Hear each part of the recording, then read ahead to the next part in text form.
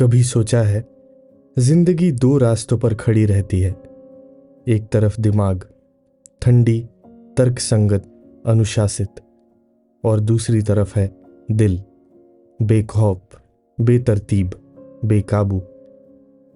हरमन हेसे की किताब Narcissus and गोल्डमंड इन दोनों के टकराव की गाथा है। कहानी शुरू होती है एक मठ से। वहां दो युवा मिलते हैं, नार्सिसस और गोल्डमुंड। नार्सिसस है बुद्धि का प्रतीक, संयमित, गहरे चिंतन में डूबा हुआ तपस्वी। गोल्डमुंड है जीवन का प्रेमी, संवेदनशील, आवारा सा, सुंदरता का दीवाना। दोनों एक दूसरे के बिल्कुल उलट, लेकिन शायद इसी वजह से दोस्ती होती है। सोचिए, हम सबकी जिंदगी में ऐसा कोई ना कोई तो होता ही है जो हमारे बिल्कुल विपरीत है, फिर भी हमें आकर्षित करता है, क्योंकि उसके अंदर वो हिस्सा होता है जो हम में कहीं दबा हुआ है। नार्सिसस गोल्डमुंड का मार्गदर्शक बनता है। वो उसे ज्ञान, अनुशासन और आत्मसंयम की तरफ धकेलता है, लेकिन गोल्डमुंड का मन मठ की दीवारों में कैद नहीं हो पाता। वो आजाद होना चाहता है, प्रकृति के बीच, कला के बीच और औरतों के आलिंगन में। एक दिन वो मठ छोड़ देता है। यहां से उसकी भटकन शुरू होती है, यात्रा केवल जगहों की नहीं बल्कि आत्मा की भी। गोल्डमुंड जिंदगी को छूकर जीना चाहता है। वो औरतों से प्रेम करता है, उनके साथ सोता है, उनके चेहरे याद रखता है। हर स्पर्श, हर चुंबन, हर विदाई उसके लिए कला का हिस्सा बन जाता है। वो देखता है कि औरत सिर्फ शरीर नहीं बल्कि मां का रूप है, सृष्टि का स्रोत है। लेकिन जहां चाहत होती है वहां पीड़ा भी होती है। हर औरत उसे थोड़ी देर अपनाती है, फिर छोड़ देती है, कभी हालात की वजह से, कभी समाज की वजह से, और हर बार गोल्डमुंड का दिल टूटता है। लेकिन यही टूटन उसे और गहराई से जीना सिखाती है।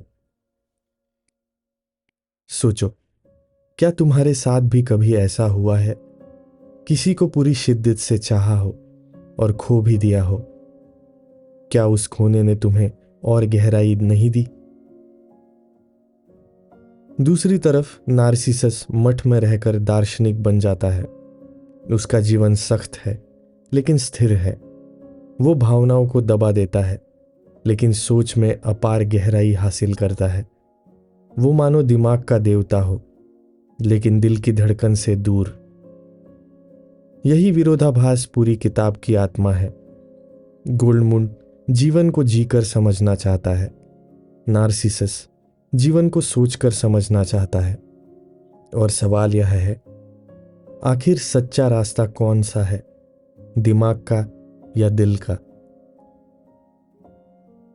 गोल्डमुंड अपनी यात्राओं में दुख भी देखता है, भूख, मौत, प्लेग, विश्वासघात, लेकिन साथ ही देखता है सुंदरता, एक मां का चेहरा, पेड़ों की छाव, मूर्तियों की चमक। और हर अनुभव उसे तराशता है, जैसे मूर्तिकार पत्थर को काटकर कला बनाता है। कभी कभी वो सोचता है, शायद अगर वो मठ में रहता तो ज्यादा सुरक्षित रहता। लेकिन फिर वो जानता है, सुरक्षा और जीवन दोनों साथ साथ नहीं चल सकते। जीना है तो जोखिम उठाना ही होगा। यह किताब हमें आईना दिखाती है। हम में से कितने लोग सुरक्षा के खोल में जीते हैं? एक आरामदायक नौकरी, एक सुरक्षित रिश्ता, एक तयशुदा दिनचर्या। लेकिन क्या हम सच में जी रहे हैं या सिर्फ बच रहे हैं?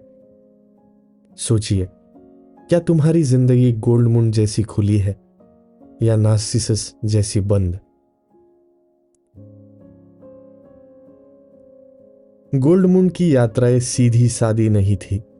उसका रास्ता पथरीला था, लालसा से भरा हुआ, पाप से भीगता हुआ। और अनुभव से तपता हुआ। वो कभी प्रेमी बनता, कभी भिखारी, कभी कलाकार, कभी भगोड़ा। उसकी जिंदगी बार बार टूटती और हर बार नए आकार में जुड़ती। एक बार वो एक महिला से गहरा प्रेम करता है। वो सोचता है यही है ठहराव, यही है मेरा घर। लेकिन किस्मत उसे धोखा देती है, रिश्ता बिखर जाता है।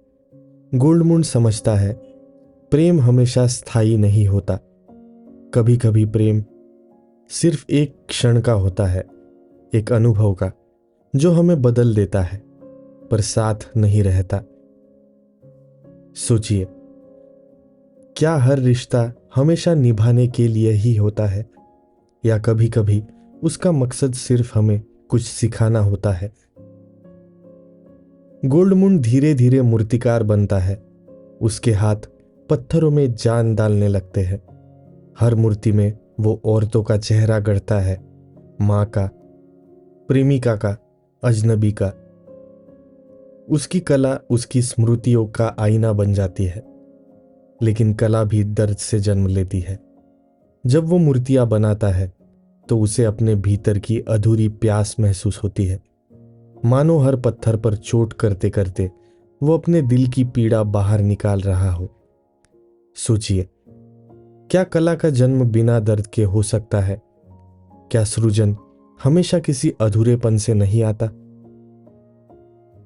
इधर नार्सिसस मठ में अपने विचारों में डूबा है। वो देखता है कि गोल्डमुंड का जीवन बेकाबू है, लेकिन असली है। और कहीं गहराई में वो खुद भी उसकी आजादी से ईर्ष्या करता है, क्योंकि उसने अनुशासन तो पाया है पर अनुभव खो दिया है।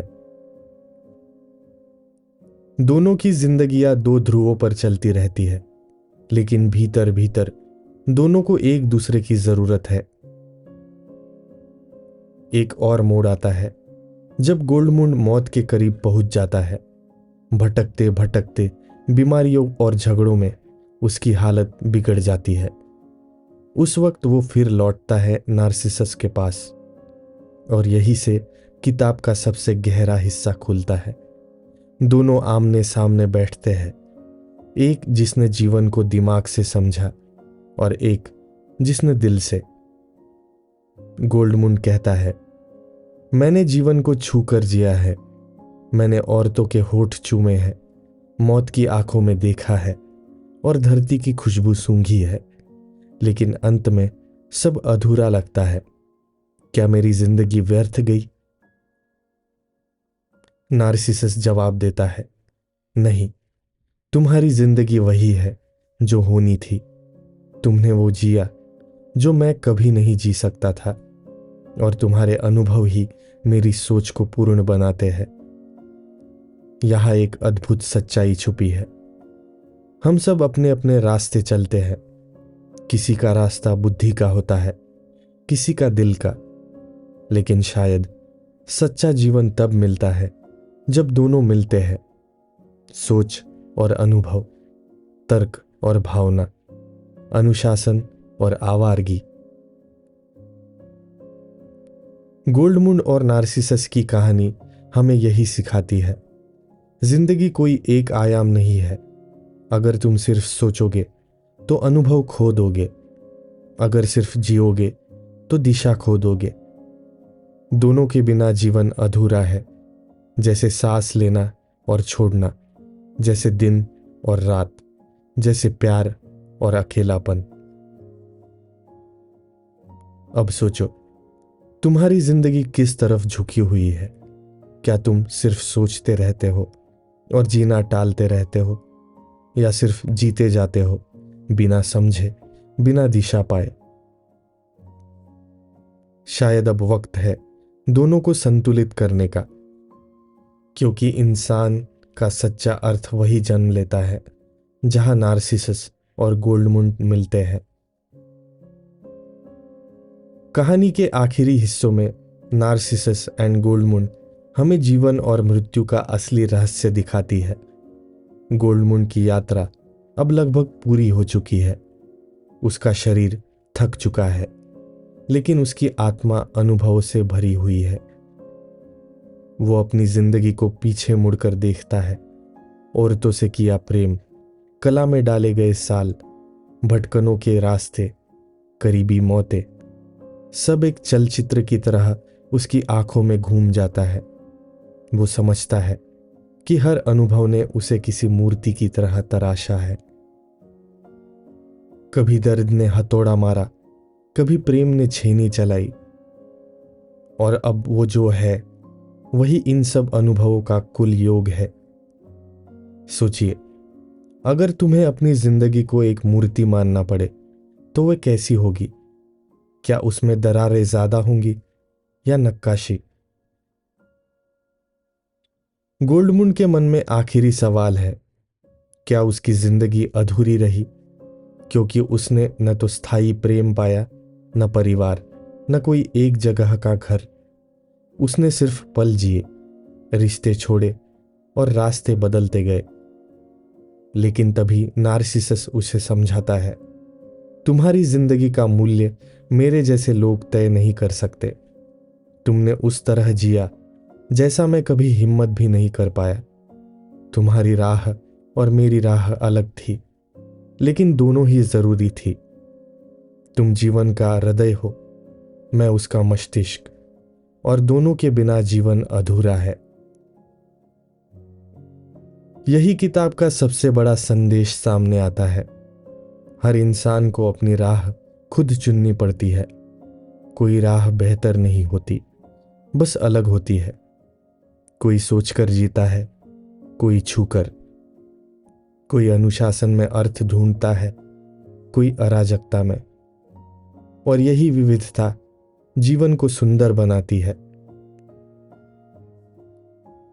हेसे की यह किताब हमें बार बार एक आईना दिखाती है।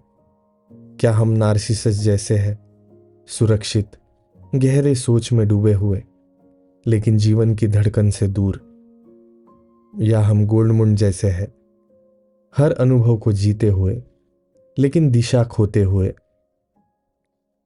और शायद असली सवाल यह है, क्या हम इन दोनों के बीच संतुलन बना पा रहे हैं? किताब यह भी बताती है कि कला और प्रेम दोनों ही अधूरेपन से जन्म लेते हैं। गोल्डमुंड की मूर्तियां उसकी अधूरी चाहतों की संतान थी, और नार्सिसस का ज्ञान उसकी दबी हुई भावनाओं की भरपाई। मानो इंसान जो खो देता है वही किसी और रूप में रच देता है। सोचिए, तुम्हारी अधूरी ख्वाहिशें कौन सी कला या कौन सा ज्ञान बनने का इंतजार कर रही है? आखिर में गोल्डमुंड मृत्यु के सामने खड़ा होता है, लेकिन अब उसे मौत से डर नहीं लगता, क्योंकि उसने जी भर कर जिया है। उसके पास अफसोस नहीं है, बस अनुभव है। और यही किताब हमें एक गहरी सच्चाई थमा देती है, मौत से बचा नहीं जा सकता, लेकिन अधूरे जीने से जरूर बचा जा सकता है। तो सवाल यह है, क्या तुम सचमुच जी रहे हो या बस किसी सुरक्षित खोल में समय काट रहे हो?